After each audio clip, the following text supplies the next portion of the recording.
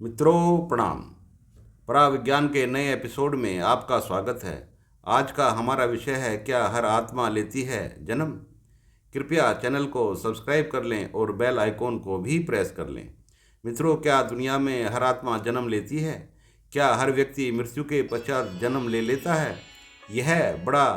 यह प्रश्न बड़ा ही दुविधापूर्ण और अनसुलझा है। फिर भी हमें इस पर विचार करना चाहिए। यदि आप कैलकुलेट करें तो इस संसार में जितने लोग जिंदा हैं उससे लाखों गुना लोग या उससे भी ज़्यादा लोग मर चुके होंगे और उनकी आत्माएं स्वतंत्र वातावरण में ही होंगी, क्योंकि आत्मा तो अमर होती है और हर एक आत्मा अलग और विशेष भी होती है। तो विचार करिए, उन मृत लोगों की आत्माओं की संख्या तो असंख्य ही होगी। तब अगर वे सारी आत्माएं जन्म ले लेंगी तो जनसंख्या का अनुपात कहाँ पहुँच जाएगा। इस प्रकार यह तो असंभव ही है कि हर कोई आत्मा जन्म लेती है। तो इससे यह सिद्ध हो जाता है कि सारी आत्माएं न तो जन्म ले सकती हैं और न उनके लिए कोई जगह है। फिर उन आत्माओं का क्या होता है? मित्रों, इस प्रकृति में एक ऐसा फील्ड है जिस पर किसी भी प्रकार का कोई प्रभाव नहीं पड़ता है। उसे हम ब्रह्म या आकाश तत्व या पुरुष का नाम दे सकते हैं। उस पर न समय का प्रभाव पड़ता है और न उस फील्ड को किसी भी प्रकार से प्रभावित किया जा सकता है। अर्थात वह हमेशा एक जैसी ही फॉर्म में बना रहता है। इस प्रकार आत्मा भी एक इसी प्रकार का तत्व है जो थर्ड डायमेंशन की दुनिया से बिल्कुल ही अलग होता है, जिस पर न समय का प्रभाव पड़ता है और न दूरी का।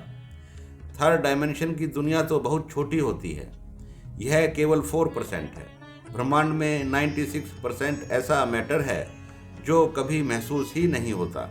वैज्ञानिक जिसे डार्क एनर्जी और डार्क मैटर के नाम से जानते हैं। सारा रहस्य इसी डार्क मैटर और डार्क एनर्जी में ही छुपा हुआ है। भारतीय ऋषि इस पदार्थ को ब्रह्म तत्व, आकाश तत्व और पुरुष तत्व आदि नामों से विज्ञापित करते थे। आत्मा भी इन्हीं तत्वों में से एक है जो हमेशा अपनी फॉर्म में बनी रहती है।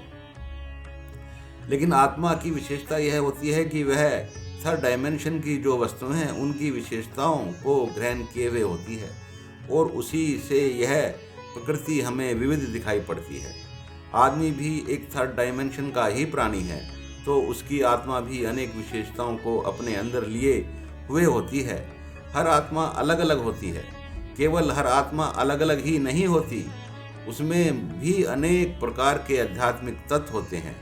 तभी तो वे अलग अलग क्रियाओं को जन्म देते हैं और अलग अलग गुणों को आगे बढ़ाते हैं। इस प्रकार यह तो सिद्ध हो जाता है कि इस दुनिया में प्राणियों की अनेक आत्माएं हैं और वे हमेशा अमर ही बनी रहती हैं। अब प्रश्न यह उठता है कि क्या वे सारी आत्माएं जन्म ले लेती हैं? सारी आत्माएं तो जन्म नहीं ले सकती, यह तो निश्चित है।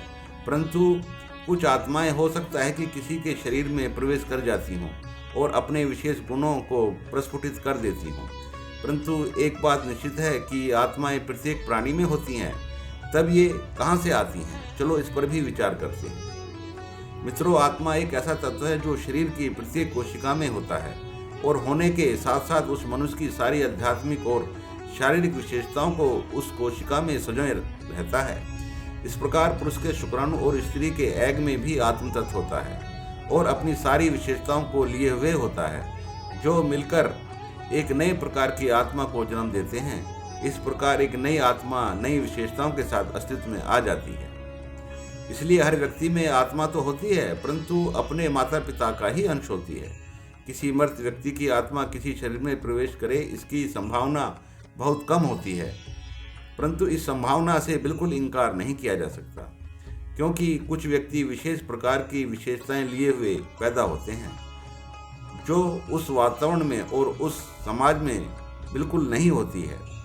क्योंकि आत्मा विशेषताओं का ही संग्रह होती है, इसलिए हम किसी व्यक्ति की विशेषताओं के माध्यम से ही आत्मा की पहचान कर सकते हैं। इसलिए किसी व्यक्ति की बिल्कुल अलग विशेषता इस बात का प्रमाण हो जाती है कि उसके अंदर जो आत्मा है वह कहीं से आई है या किसी व्यक्ति की आत्मा का ही कोई अंश उसमें प्रवेश कर गया है। कई बार ऐसे लोग पैदा हो जाते हैं जो संगीत में महारत हासिल रखते हैं, कई बार ऐसे लोग पैदा हो जाते हैं जो जन्म से ही विशेष प्रतिभा रखते हैं, अध्यात्म का गहरा ज्ञान रखते हैं, जैसे कि ओशो। जब यह ज्ञान उस समाज में होता ही नहीं और किसी को पता ही नहीं होता तो उसके अंदर कहाँ से आ जाता है। ऐसे भी उदाहरण मिले हैं कि कुछ लोगों को कुछ भाषाओं का ज्ञान शुरू से ही हो जाता है।